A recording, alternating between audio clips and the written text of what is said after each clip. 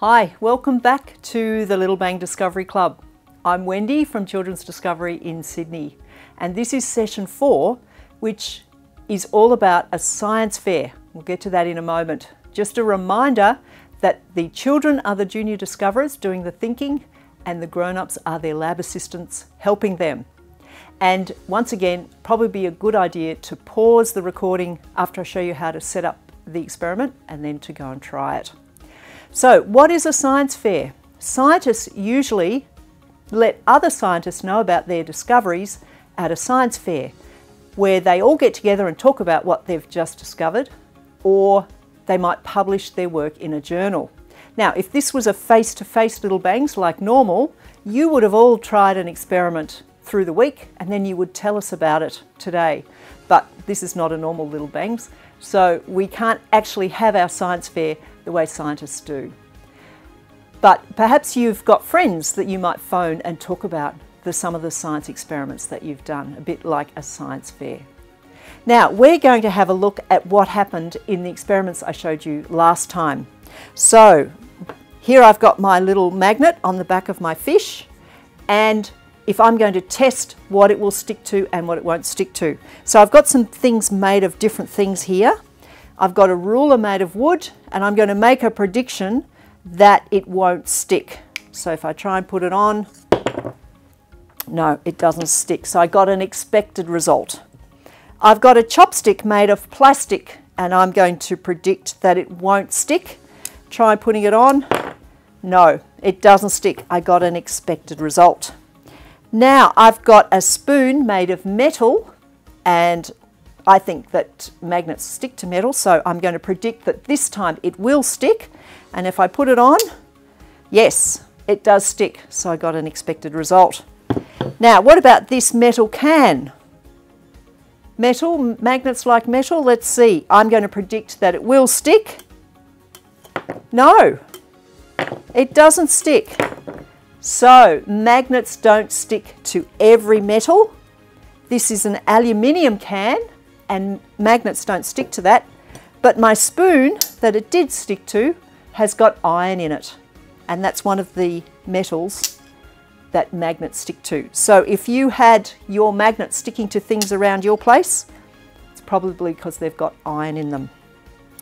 So that's our magnet experiment. Now, our musical coat hanger experiment. I hope the grown-ups tried this one as well. Adam, could you please help me with this? We're going to get Adam back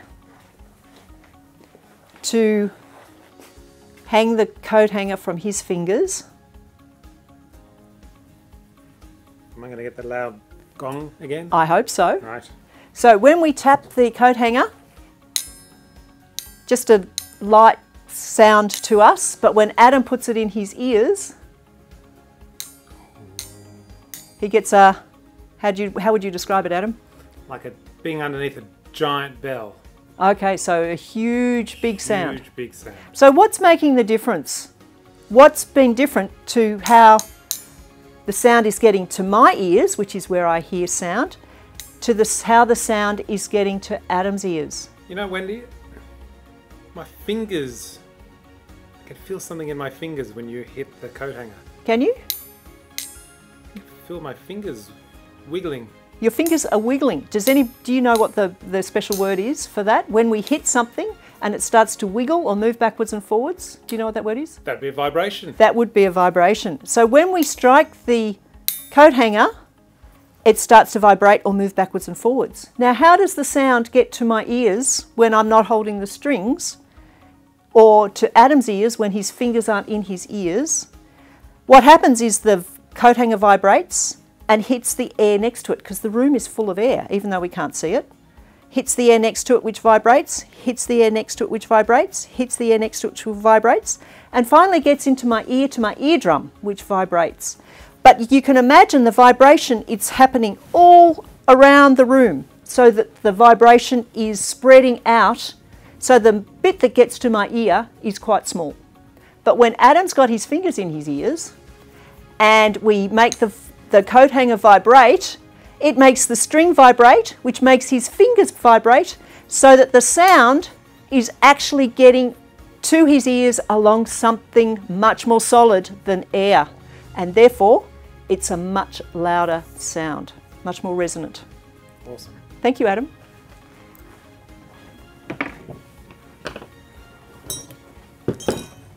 Now, with our salt water and our tap water, I'm thinking that you might have got an unexpected result here. So just make sure our salt water is salty enough. When I put the egg in the tap water, it sinks. But when I put the egg in the salty water, it floats. Now let's try that with the grape. Grape in the tap water sinks. Now if you didn't do a grape, what do you think it's going to do in the salty water? Tell your grown up, what do you think the grape's going to do? When we put it in the salty water, it floats. Now why is the difference here? What's going on? So this one has just got water in it. This one's got quite a bit of salt in it. So the salty water is much more buoyant than the tap water. So that's why the egg would sink in this one and float in this one. Now this is an experiment that you can try for yourself. If you ever go swimming at a swimming pool that's got chlorinated water, you're going to be swimming in water like this, and it's more difficult to float than if you go down to a rock pool where the water is salty and it's more buoyant, so it pushes you up more and it's easier to float in salty water. And there are some places on earth where the water is so salty that you can't help but float. So the example, of course, is the Dead Sea that's between Israel and Jordan. Now,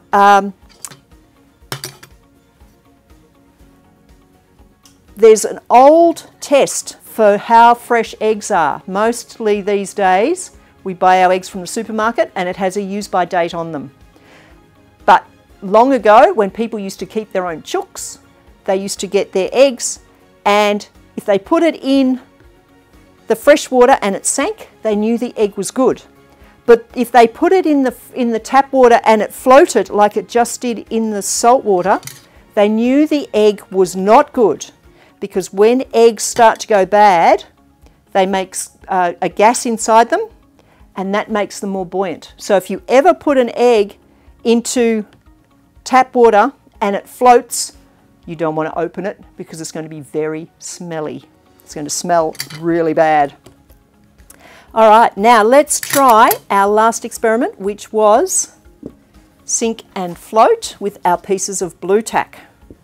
So we've got our 3 cups with water and we've got our 3 blue tack shapes. So our first spiral or round shape, what did you expect it to do? Sink or float. And then when you put it in, it sank. Our next shape, the flat shape, what did you expect it to do? Sink or float. And when we put it in, it sank. It's got stuck on my cup there, but if I let it, it'll go all the way to the bottom. What about our boat or our cup shape? What do you think it's going to do?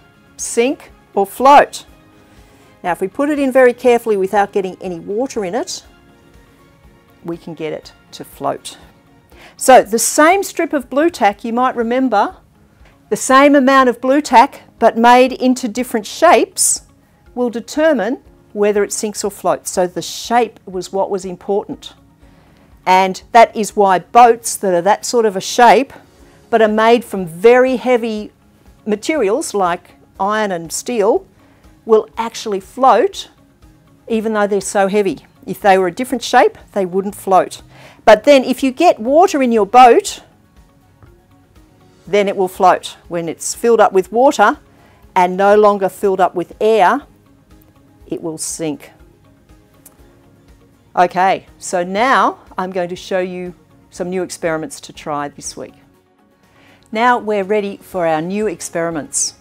The first one is called Disappearing Pencil, and I've got a puzzle that we're going to have a look at up close in a moment, where we count how many blue and how many red pencils there are, and then we swap the places of the bottom pieces of the puzzle and count again. So here we have our disappearing pencil puzzle. Let's count how many red pencils we've got at the moment. 1, 2, 3, 4, 5, 6, 7 red pencils, and blue ones we've got 1, 2, 3, 4, 5, 6. So can you remember that? 7 red pencils and 6 blue ones. Now I'm going to swap the puzzle pieces over. Now let's count again. Red ones first. We had 7 last time. 1, 2, 3, 4, 5, 6. One of our red pencils seems to have disappeared. And we had 6 blue ones last time. 1, 2, 3, 4, 5, 6, 7. So one of our pencils has changed colour from red to blue. Now, can you work out what's going on?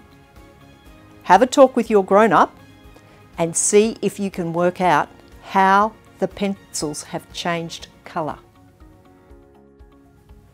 Now, our next experiment is about magnifying. And for this one, you need a glass with water in it and a picture from a newspaper or a magazine. And what you're going to do is hold the glass with water in front of your picture and see what happens to the picture. Now, depending on where your glass is, the picture might get bigger and it might even reverse. See if you can get it to do that. And then do the same thing with your finger. So your fingertip, put that near the water that's going to magnify it, and see if you can make your fingertip so big that you can see the little lines that are on there. And that's called your fingerprint. And then have a look at your grown-up's fingerprint. You should find that it's different to yours. Everyone has a different fingerprint. And can you also get your finger to reverse, to be, looks like it's coming from this way when it's really this way? See what you can do by magnifying with a glass with water in it. Now, our next experiment is called kissing balloons. So for this one, you'll need a couple of balloons blown up to the same size and 2 pieces of string about 30 centimetres long. And you're going to tie the string around the top of the blown up balloon. So a bit like our musical coat hanger, you can hang the balloons by their strings. So when you've tied them on, you're going to put them in front of your face about 5 centimetres apart, and then you're going to try and blow them apart. So while they're in front of your face, you're going to blow hard to blow them apart. Now, I'm not actually going to do it just at the moment because I want you to try it first and see what happens. Sounds pretty easy, doesn't it? Blowing balloons apart. See if you can manage to do it. Now, our last experiment is called raw or boiled, and this is where you need your raw egg and your boiled egg. Now, hopefully your grown-up knows that you've got a raw egg and a boiled egg, but hopefully the children don't know which one is which. So on one of the eggs, put the number 1, and one of the eggs, put the number 2,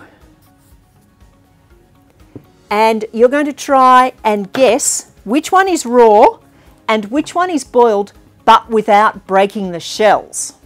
So it would be easy to crack them open and see, but we're not going to do that. So you might look at them. They look pretty similar. You might give them a shake and have a listen. Can you hear a difference? You might smell. Will the boiled one smell more eggy, perhaps? You might try putting them in some water like we did last week, except this time it's just tap water. We haven't got any salt in it. Will it make a difference if it's raw or if it's boiled, whether it floats or not? Now, what did it do last week in the fresh water? You might remember that the egg sank, and that was a boiled egg. So you'd expect the boiled egg to sink again this time, but will the fresh egg, the raw egg, sink this time? Is there any other way to tell apart from cracking the shells? See if you can work out which one is your raw and which one is your boiled egg. So did you find out a reason that the pencils change colour? If you have a look, there are two pencils here that can be either colour. One of them is the lead, that's just the lead, and one of them there is just the eraser. Now at the moment, those two pencils are coloured blue. But when we swap them over, what colour do you think they're going to be now? Have a guess with your grown-up. So here's our lead only pencil and it's red. And here's our eraser only pencil and it's also red. So this is a clever picture that it's not an optical illusion, it's a clever picture that allows it to appear that the colours are, the pencils are changing colour. How did you go with your glass of water and your picture? Did you get it to get much bigger? Did you even get it to reverse? So it looked like, in this case, the wallaby was facing the other way. Now, what's going on here? When light goes through water, it bends. So the water in the glass is like a convex lens which magnifies things, makes them bigger. And the bending of the light can make the image face the other way. Did you notice when your image was really large that it was made up of dots? So this is actually made up of very, very small dots, so small that my eyes can't see them individually and they blend together to make an image. But you might have seen a picture on your computer perhaps where you could actually see, not the dots on your computer, they're little squares called pixels. And it was a blurry image made up of little squares because they were too big and your eyes could actually tell them apart. Now, what about your finger? Could you see your fingerprint? And could you see your grown-up's fingerprint was different to yours? And did your finger look like it was popped around the other way? Depending upon how far away the glass of water was. So when the light goes through the water, it bends, and that was what made the magnification and the reversing happen. Now our balloons. Did you manage to blow them apart? Let's see if I can. Holding them in front of my face about 5 centimetres apart, and I blow between them. They come together. Try it again. I can't blow them apart. If you're blowing right in the middle, they always come together, and that's why this experiment is called kissing balloons and not blown madly apart balloons. So what's happening? If you blow onto your hand, can you feel that the air you blow out is going fast? So that air, that faster air, when it goes between the balloons, makes the pressure between the balloons drop. So when air is going faster, the pressure is less, and is now less than the pressure on the outside of the balloons. And so it is actually that pressure on the outside of the balloons that pushes them together. So that's a pretty hard thing to understand, but doesn't mean you can't have fun experimenting with it. Okay, and our last one was raw or boiled. Now, I can't tell by looking which one's raw or boiled while the eggs aren't cracked. I can't tell by smelling. Now, children usually have a better sense of smell than their grown-ups, so maybe they could tell a difference.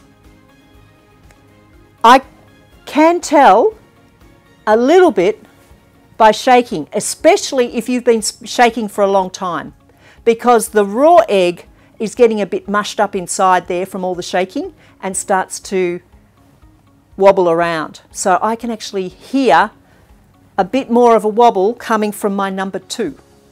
So maybe that's the raw one. What about putting it in the water?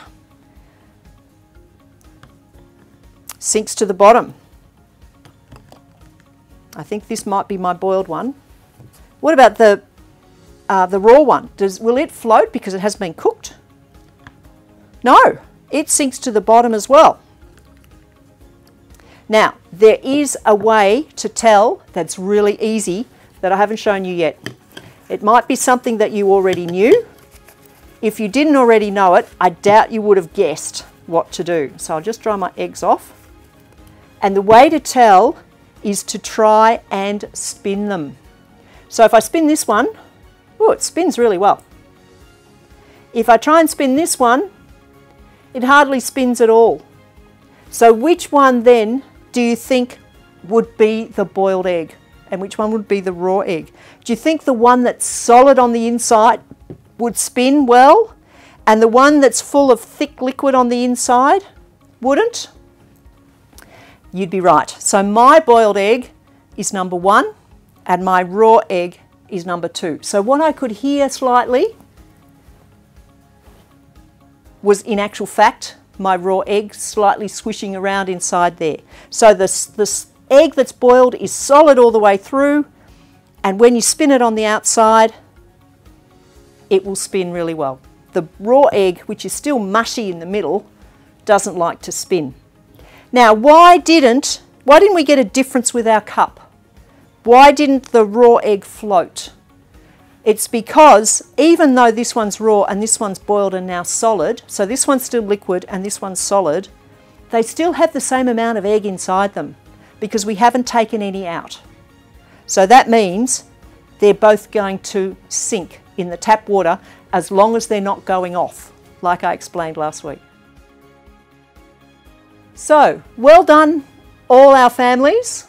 You've now finished the Little Bang Discovery Club on-demand version. Well done to our junior discoverers and also to our lab assistants. I hope you managed to hold back and let the children do the thinking. And now you all know how science works. So science is just a systematic way of answering a question. Think of a question, make up a guess, what you think's happening, come up with a test it, see what the results are, and then you can come to a conclusion based on the evidence. So it doesn't have to be in a laboratory, it can be in your home. You can be doing science all the time, and you probably are doing science all the time. Posing questions, how long is it going to take me to get somewhere today? Oh, work it out. Do a test, yeah, I got there early. Next time I don't have to leave quite so early. So you're really doing science all the time. It's nothing special in laboratories that only really learned people can do. Everyone can do science. And I'm hoping that next time your children ask you why, you're going to say to them, let's find out together. Let's try and find a way to answer that ourselves. So that's something that families can have a lot of fun doing together. You can have lots of fun doing science together, making up experiments, testing things, and trying to find your own evidence-based conclusions. Well done, everybody, and I want the children all to grow up and be scientists.